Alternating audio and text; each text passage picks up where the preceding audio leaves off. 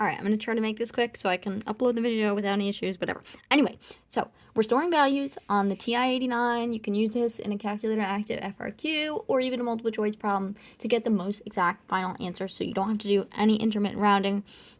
The rule is 6 decimal places for intermittent rounding, which usually works well, but if you want the exact value, this is how you do it. Right, okay. We have this long decimal in our calculator, right? Say I don't want to type that long decimal out. I can, so I already have it right here, so it's going to be the answer. If not, I can always just highlight it and drag it down, use it like that.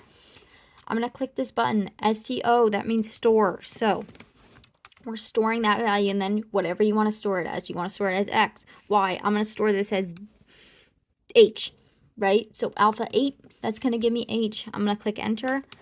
That value is going to pop up again to confirm that that's the value I want. And now every time that I type H, whether it's by itself or in an equation or in an integral or in a derivative, every time I click H, it's equal to that value until I change the definition of H, right? So you want to do this with an intersection point. I have some functions in y equals. I have this graph.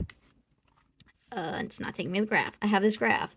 I want this intersection point to be, say, the bound of an integral, right? So I'm going to find what that intersection point is on the graph screen, right?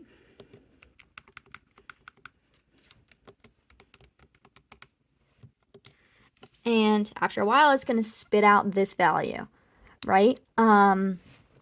So how do I get this value into the home screen, right? Here it gives it to me in 5 decimal places. That's not even enough for intermittent rounding.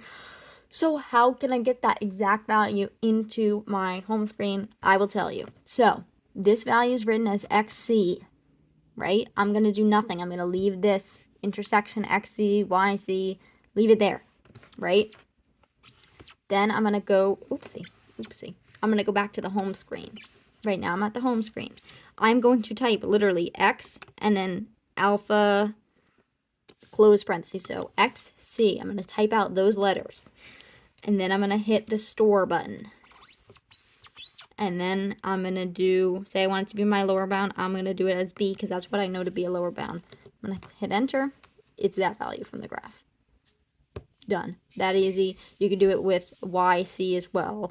And then every time you type B, it can be an integral, it can be wherever, it's going to come up as that value from the graph. Good.